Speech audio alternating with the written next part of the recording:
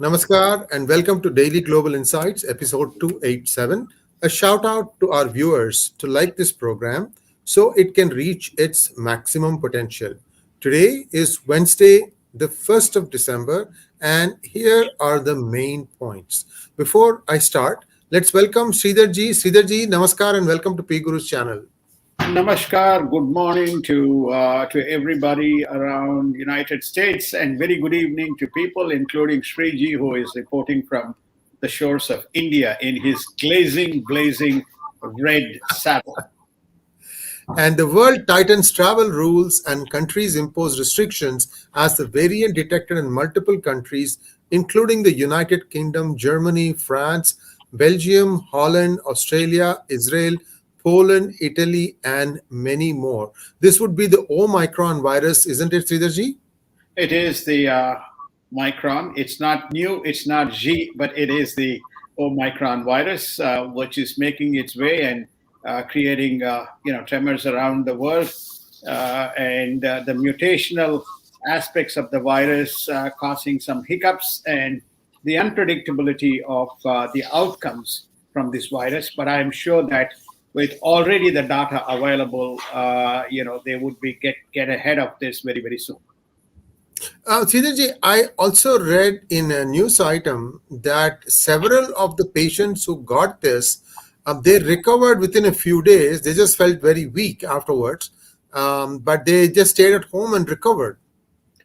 Indeed, I think that the initial data says that there's no intervention required, except that, as you rightly said, there's a little bit of cold, sore throat, but more importantly, the fatigue syndrome that is observed.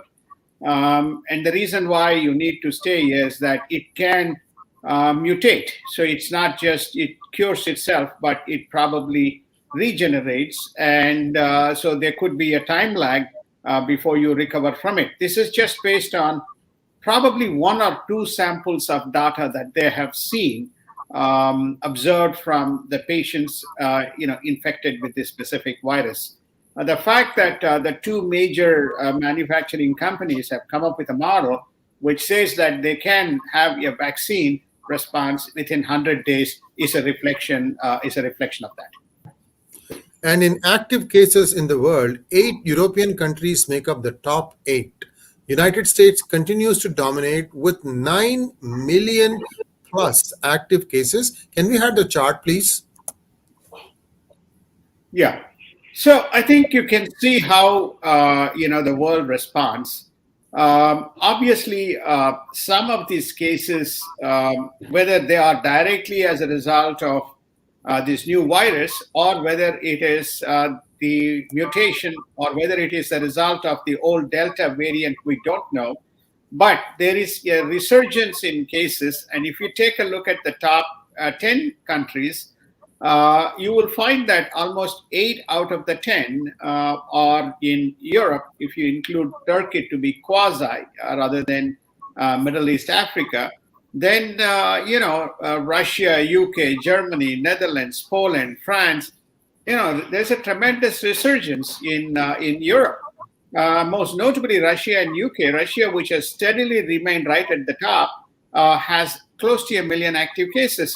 So, which makes these countries very vulnerable by way of travel in and out from these countries, travel amongst Europe.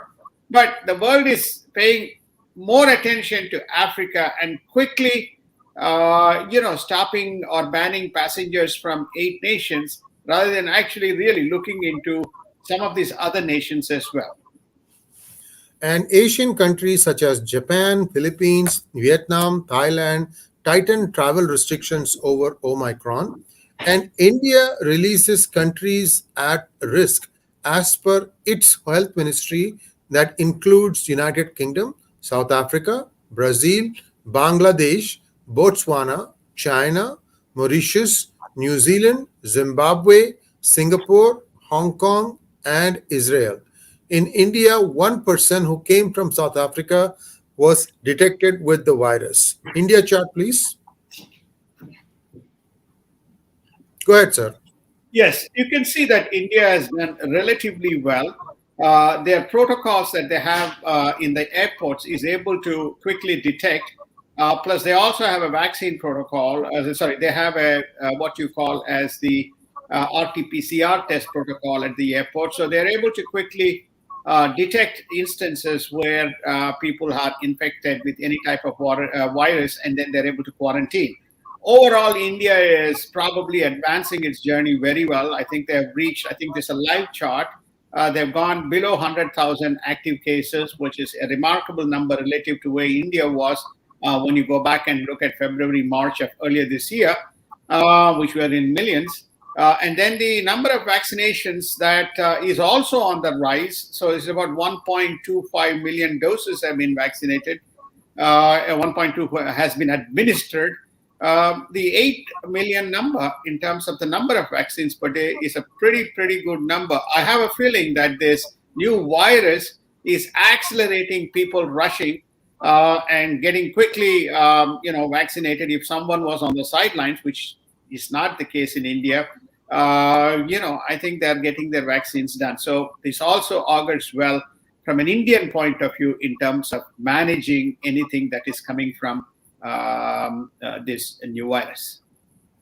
And the World Health Organization explains why they skipped new and G and chose Omicron. Sridharji, what is the explanation? The explanation that they have given is whenever they choose a name, they have to choose a name that doesn't that respects the sentiments, emotions, cultural nuances of countries, people, leaders, etc. G is new. It looks like new, so therefore new was ignored. There's nothing new because it's a continuation. That's the explanation. I'm not justifying. And then G obviously coincides with already contentious COVID virus. So therefore, the story is it goes right to the top when you use G. So for WHO to come and give such a type of an elaborate explanation as to why they chose, because the world was saying, okay, here's another instance where China is exerting its authority and trying to swing the blame on someone else. So I think it's extraordinary that WHO has to come to the public and make this statement. So. And Moderna CEO predicts drop in vaccine power due to the Omicron variant. And President Xi, or Premier Xi, I should say, pledges 1 billion vaccine doses to the China Africa Forum. WHO tells the world that it's not the vaccines but the coordination that is Africa's challenge. First of all, Sridharji, the Chinese viruses, vaccines, Sinopharm and Sinovac, have not been quite effective. In fact, China itself is facing a challenge of that. So what is it trying to do? Pawn it off to Africa, sir?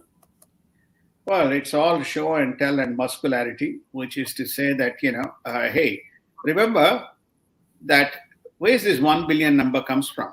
The 1 billion mandate was given to India by Quad. Do anybody remember who Quad is? Yeah, if you remember so, there was a March meeting in which 1 billion mandate was given to Mr. Modi to vaccinate the world. So now Africa is infected, 9 months, 7 months later, or 8 months later. And who stands up in a virtual forum? Mr. Xi says, hey, I'm going to give 1 billion vaccines to you, Africa, and don't worry, I'll take care of you, right? So this is his kind of proclamation. He cares very little. The other thing that one has to also say is we put up this chart before, which is namely the top 10 cases in the world, right? In number 2 position is Russia. We are not talking much about Sputnik and the effectiveness of Sputnik. Remember, India was to produce Sputnik, and India did, but India slowly tapered it off, and then with focus more around its 2 vaccines plus this at least another 3 or 4 vaccines which are coming into play. So the efficacy point of view, it's very clear that the AstraZeneca, the Covaxin, the Covishield, the Pfizer, and Moderna has, at least up until now, stood the test of time. Even J&J vaccine has receded into the backseat. So for Moderna to stand up and basically say the current vaccines are ineffective against the new virus, and one has to take the booster. First, they said we have to take the booster. Second, we will. They said it'll be need to be augmented by a new vaccine that will be available in 100 days. So it looks like we could have one, two booster plus probably the fourth one coming very soon in about 3 to 4 months. And despite all this, despite the Omicron, Africa has the lowest incidence of the incident of the virus, isn't it, Sridharji? It Can we is. have the It chart, is. please? Yes. If you take a look at this specific chart, there's only total 8 million cases in Africa. But the most important data point is active cases. Active cases is 381,000, right? So the active cases. This is, quite remarkable. We have 400,000 active cases in just New York, state of New York. But this entire African continent, which is fairly thickly populated, you have 381,000 active cases. Now, if you go one step below or two steps below, you look at South Africa. South Africa has got 28,651 cases. You look at some of these other countries like Burundi and Botswana and Lesotho, etc., going down even lower cases, less than 10,000 in number.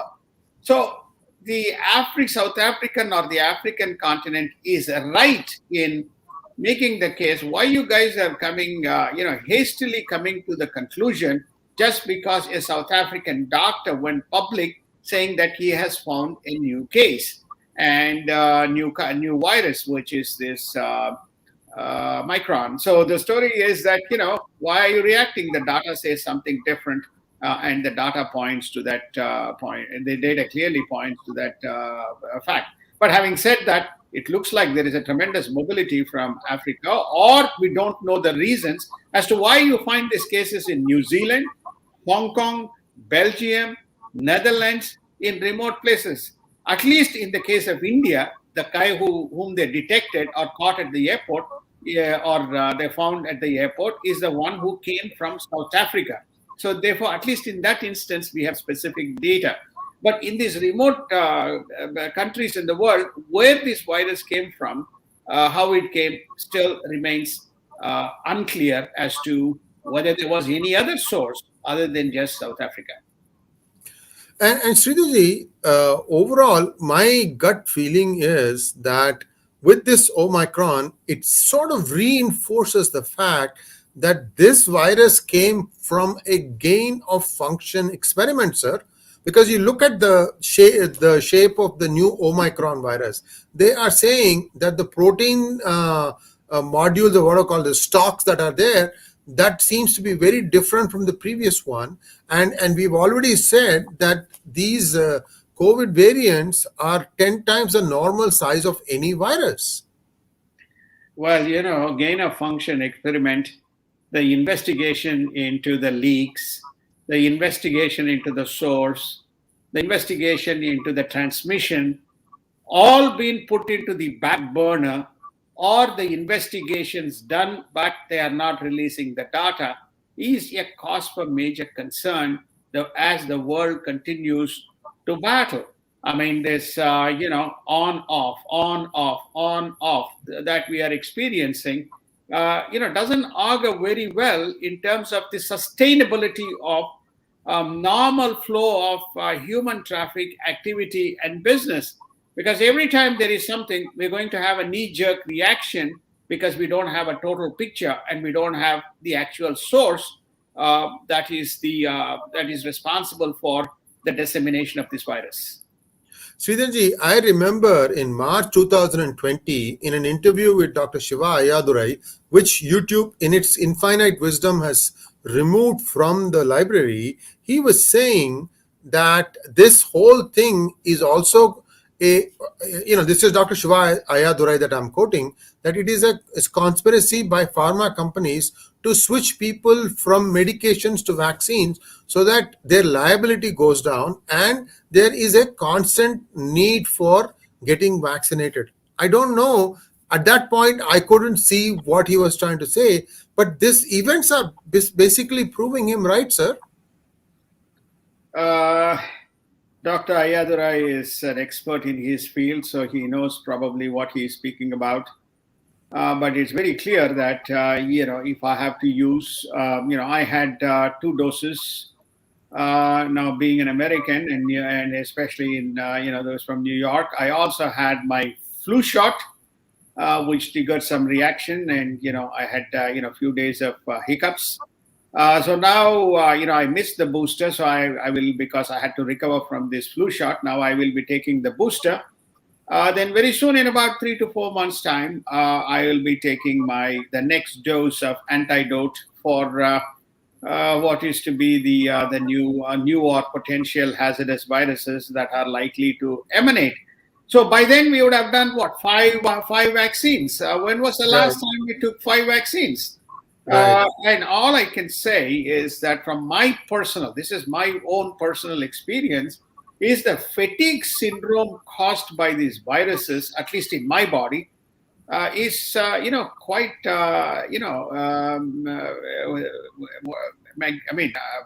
stupefying.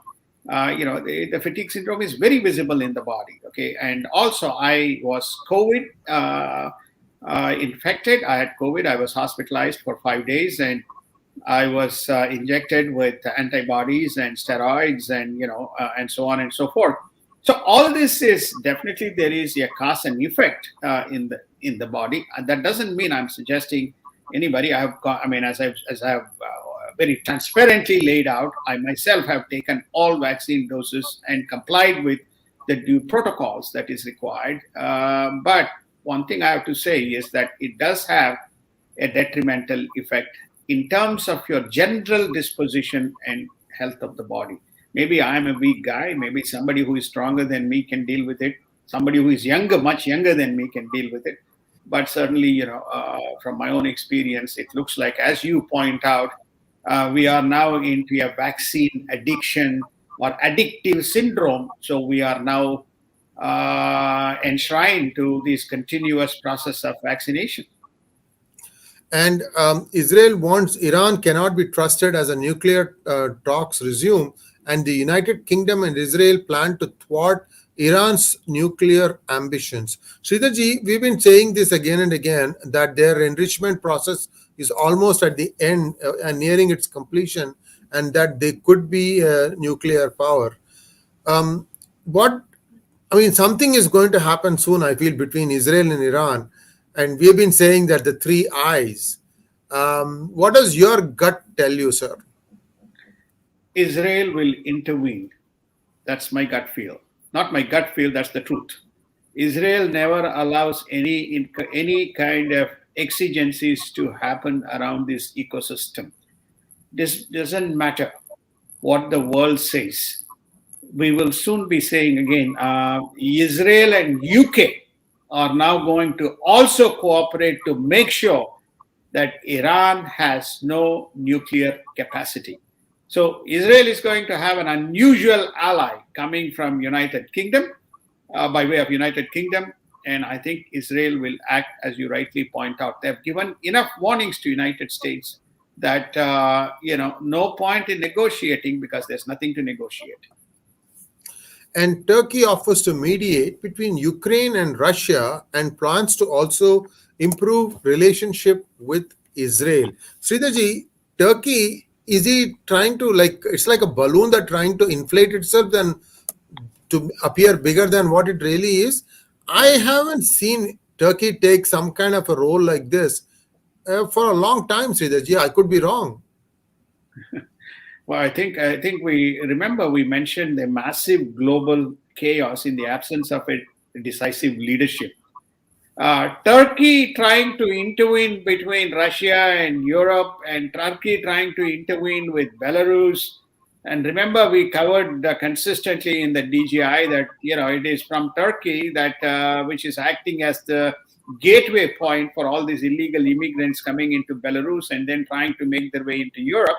Suddenly, Turkey is saying that it will be an arbitrator and also do a strategic deal with Israel. I don't know whether they're trying to counterbalance Egypt as a power to be in Middle East, and trying to assert themselves as a player of relevance. But their track record is anything which is appalling from the perspective of their ability to be a negotiator and to build a coalition. And Latvia calls for a permanent United States troops to guard against a Russia threat. Belarus announces military drills with Russia on along the Ukraine border. Sridharji, taken together, all these Scandinavian countries are also starting to become very active now. Well, I think, as you know, the Finland has is not too far from St. Petersburg. Right, Helsinki is right. a stone's distance from St. Petersburg. So I think, obviously, there's a significant concern in the Scandinavian countries. Obviously, we drew the map and we spoke about the old Baltic states and their proximity and fear of Russia, because if they push the pedal into Belarus as well as into Ukraine, well, the other states are not too far off. So I think that there is a growing concern. In my humble view, I think unnecessarily and unwarrantedly, Mr. Biden pushed the pedal, and some of the European powers we pushed the pedal as it relates to Russia. It's almost like waking up a sleeping giant. Now they are pushing and asserting their right. We'll be talking a little bit about tomorrow the potential drills that are going to be conducted in Indo-Pacific and South China between Russia and ASEAN, adding more mud to the problem that exists in terms of these various coalitions that are trying to say that they are, preventing a potential issue emerging in any of these places. So I think what you're seeing is deliberate and provocative confusion. So the world is unable to decisively act, not knowing which way things are going to go. And Germany says that it is working closely with the United States on implementing the Nord Stream 2 pipe deal that runs under the Baltic Sea, carrying gas from Russia to Germany. Sridharji, we have been saying this for a long time. What is the role of US that Germany envisages here, sir? Endorsement. They want endorsement of United States, which is to say, please bless this because we got this thing done. Remember, Mr. Trump had banned it, and then he said, unless it is mandatory, we'll revisit. And then you have Mr. Biden. He did not endorse it, but the story is that this thing got in. And without this deal, that there is no alternate as far as Germany and Europe is concerned. This deal was done between Angela Merkel and Vladimir Putin. Now Angela is regretting her decision both on China and possibly this, but she has no alternative, and there was no security measure put in. And some of the German courts themselves have not endorsed this deal, Nord Stream deal, basically because it doesn't comply with the German laws. And Taiwan Sai hosts Baltic lawmakers from Lithuania, Latvia, and Estonia seeking close cooperation. Taiwan and Europe must work together to act against disinformation campaigns and authoritative regimes. Sridharji, Taiwan is also trying to come out of the shadow of China, in my opinion, and this is now going to have a little bit of turbulence. Where do you think this is going to settle, sir? As far as Taiwan is concerned, China is going to continue to push its barrage. As we speak, I think there was another major incursion attempted. So China is going to continue to push its pedal. It will not do anything egregious before 2022 Winter Olympics. Already there is Winter Olympics boycott contemplated for human rights and other issues. But it will continue to push and see whether Taiwan blinks.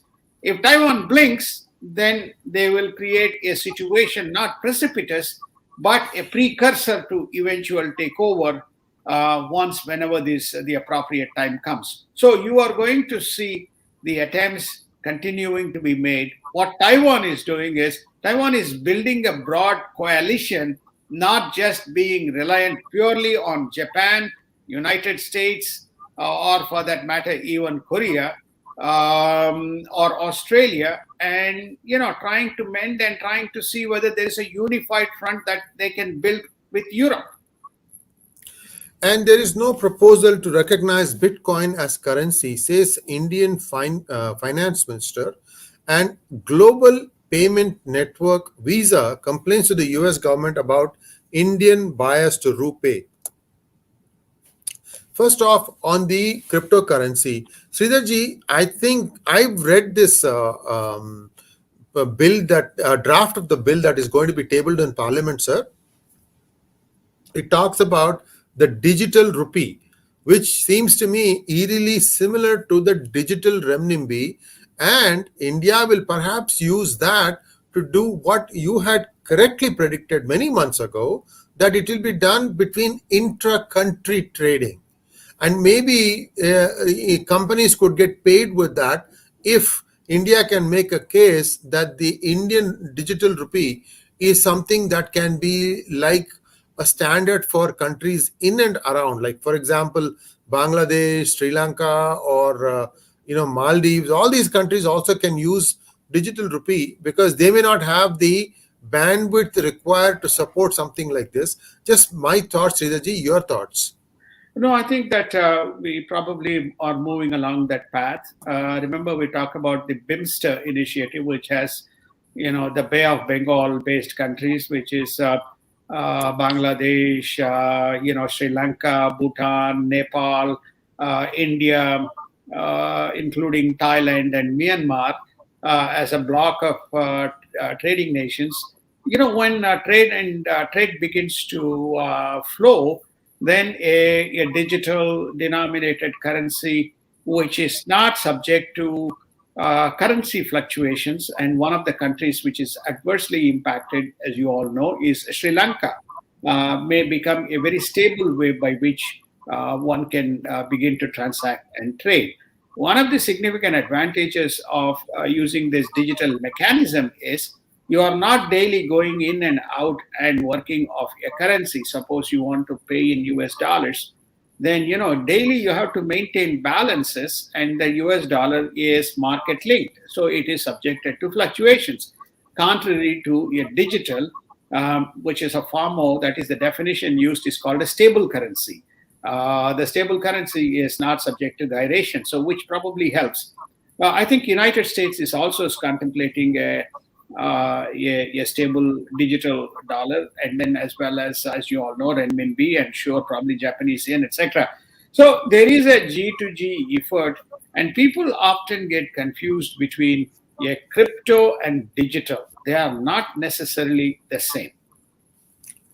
Sir, I see a trend here that might become the definition for what is a accepted digital currency, and that is when countries peg it against a valid asset such as gold, immovable asset such as gold, where they can say that this country is pegged against gold, and therefore as gold prices go up, the inherent value of this currency also strengthens. And once two countries, in my opinion China probably, and then India, if they use that to back it, then other countries will have no other option but to do that, because gold is the highest form of asset against which you can tie your currency. We have seen this in the past. Let's just see how it plays out. So I'm just making a thought opinion here. Indian government is working to make India one of the top two digital economies in the world and achieve a $1 trillion digital economy goal, says the Indian IT Minister of State.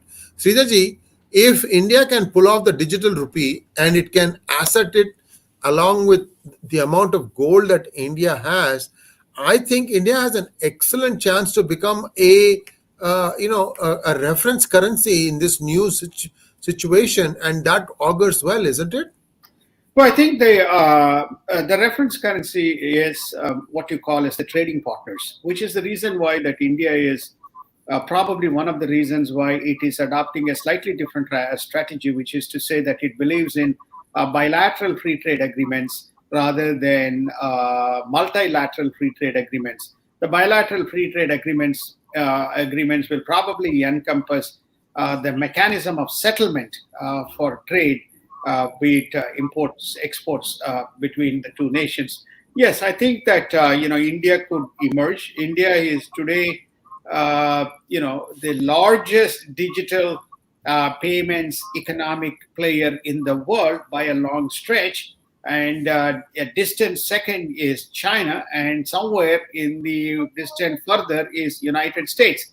So, contrary to many expectations, India has zoomed past, and you are also seeing this digital connectivity between India and some of the adjacent nations, which is namely, can we begin to come up with a set of rules and mechanism by which people can interact, trade, and settle transactions using the digital mechanisms. So, to your point, yes, India can be a beachhead and benchmark not only because of the trade but also by virtue of its existing ecosystem, which seems to be very digital conducive.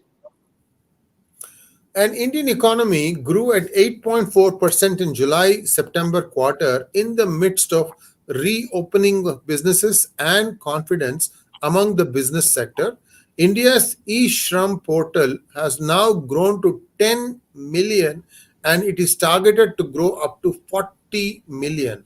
This allows government to render benefits and track all unregistered workers. Srijaji, this is an excellent initiative on part of the government.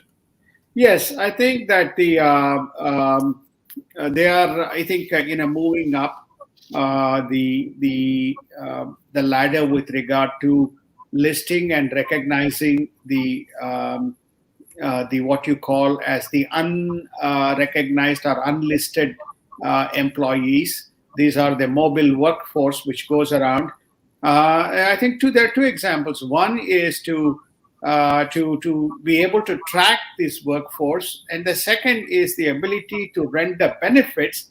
Because one of the topics that came up during this pandemic is how do you recognize and how do you support these people?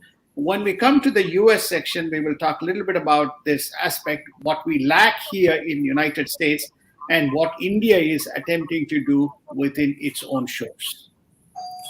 And Maldivian Defense Minister Maria Didi calls India the greatest development partner.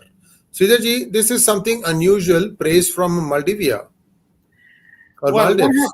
yes, Maldives. Apparently, there was a sporadic message or SMS or WhatsApp or some message which was sent across the island, demoting India and saying that India is being looked at with sore eyes, and one can guess who could be the person or which nation could be sending such messages to that nation. And the defense minister has responded in a rebutting manner, which is to say that don't heed to these messages. These are all instigated, and India, it's a very strong development partner. Apparently, she's visited, at least, there was a recent visit that she's visited a few times and continuing to augment the relationship between the two nations. And now, leading groups on both sides of the abortion issue are planning dueling events throughout the day on or near the steps of the High Court. Sridharji, a little bit more context on this. Where is this happening, sir? Supreme Court of United States. The case has been taken up. This is Roe versus Wade. Mississippi State passed a law which is banning abortions. So therefore, that case is now going to be taken up. The Texas case, which is the once the heartbeat is heard that no abortions are allowed. That case was taken up and a ruling was made to hold Texas legislature.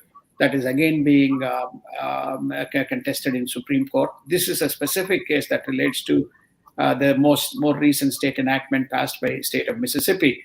So I think that given the composition of the Supreme Court, whether Justice Kavanaugh could play the tilting vote in terms of and turning the tide on Roe versus Wade, which has been going on for years in United States, is the biggest interest that is in the mind of the Americans. And the feds pay billions to fraudsters tied to China and Russia in the COVID 19 schemes. Howard Talkov, CEO of LexisNexis Risk Solutions, has stated that more than 40% of the 700 billion spent on unemployment went to fraudsters. Preventable foreign fraud schemes netted 175 billion, much of it going to governments. Srijaji, this is massive. So this could be also a way for siphoning off money to some political accounts, sir. I mean, people's personal accounts. Well, we talked about the potential fraud when you look at when these stimulus programs and when these what you call the National Reconstruction Act was announced and money was set aside. We still today have $1.76 trillion, of which $550 billion allocated, set aside towards climate, and $440 billion towards the Build Back Better child benefits or benefits to the employees. When you have these staggering numbers and there is no trackability, when there's no trackability, then let's set the context here. Do we know? Can we track all the people to whom this is being sent? No, the answer is no. We have no tracking mechanism because even for elections, we decided to dismantle the basic concept of an ID and tracking because we said it what you call disenfranchises the legitimate people. Who is legitimate? There is no mechanism. This has been the plague of these Democrats and the progressive regimes. And, I'm glad that it has been spoken and LexisNexis has given the data. 175 billion is an astonishing number. Number going to China and Russian hackers, the amount of money is staggering. This is the $700 million that was dispersed. So in other words, we have added debt. There is no economic multiplier except money has been pumped. Forget the amount of money that we reported many a times in DGI towards foreign nations that were once upon a time considered off targets for United States to whom the money was diverted. Whose money is this? It is United States taxpayers' money. What is the reason why we did this disbursement? We did this disbursement, we think, that because this will help to recover from COVID. What has this got to do with all these people, who are getting this money to do with COVID? Nothing. So this is a regime that is unfortunately their own people are now beginning to raise issues around the trackability, accountability, and this is now a headline today. This is Wednesday morning here in the United States. It's a headline news item in terms of concern on either side of the aisle as to where this money is going and how are we going to track it. Sridharji, I can tell you I'm most disappointed with this whole scream of PPP and so on and so forth. As a small business, got a very, very small tranche, and then even that I have to pay back. No loan forgiveness. There was not even a chance given to apply for loan forgiveness. And here I see, billions being siphoned off to people, and nobody even knows what these entities are, how they got this, and it's just appalling. And it's all again going to be on the back of the taxpayer. Very, very sad, sir. Senator Joe Manchin III, a key swing vote for the White House's legislative agenda, has said on Monday that Democrats could unilaterally hike the nation's borrowing limit with minor help from Republicans. So, Sridharji, I have been sympathetic to Joe Manchin till now. This one doesn't sound right, sir. Well, you're stuck between, a rock and a hard place.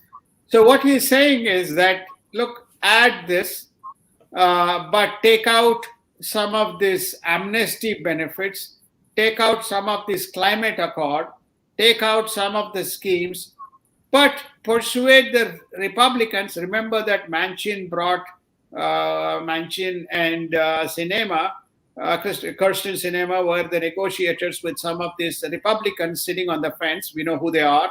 To get this bipartisan infrastructure bill passed, he says, let us tone down this 1.76 trillion budget with some of these caveats off the table, and then get this through this reconciliation process, get the debt limit up.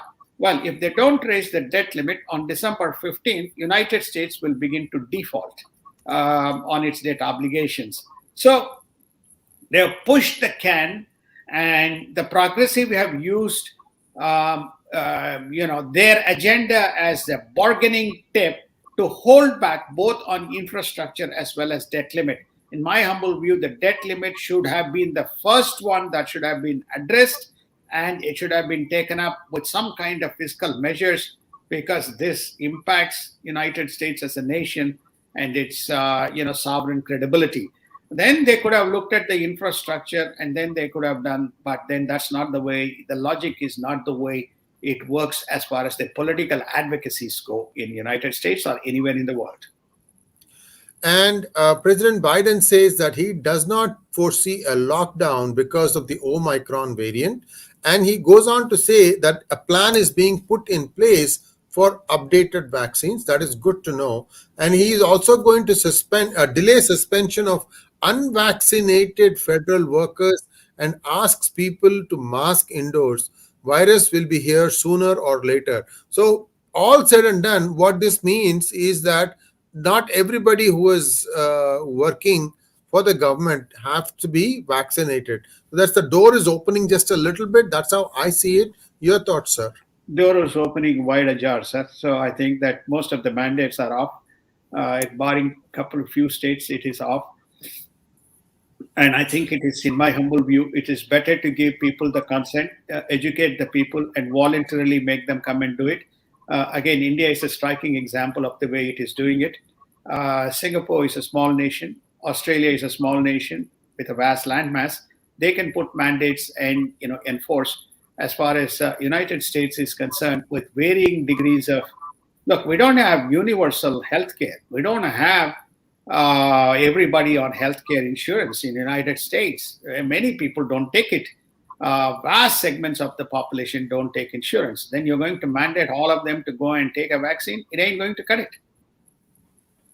Yes, indeed, sir. And now I will let you take a shot at what is happening in the markets and update us with market information, sir. Well, we had an up and then we went down. We went down yesterday. The Dow was down and the S&P was down. Why? Because of two reasons. One, they heard Mr. Jerome Powell say three things. One, they're tapering down fast the bond purchase program, which has been announced before. And I think he also made an important statement. Maybe I was wrong. The inflation is a looming head in the room. So I think that's another statement. And the third is that the consequences of this, if I have to use pun, Omicron or Omicron, is here, and what the consequences of the effect and the economic impact of this is unpredictable. Put these three things together, people said sell, sell, sell. So the markets went down. But when Nirvana returns on Monday or Thursday or Friday, you will see markets kind of going back to its normalcy. So a lot of sentiments and emotions drove the markets down. There are two pieces of good news here. Oil prices began to go under. Now we are in the 60 to 70 bracket between crude and West Texas. Then you have, the rates are also showing positive disposition where, we are now gone below 1.5%. In terms of the U.S. 10-year T-bonds. So there's always a counterbalance to this. But the bad news still is the gas prices at the gas stations still have not come down. And I think that very soon they need to address.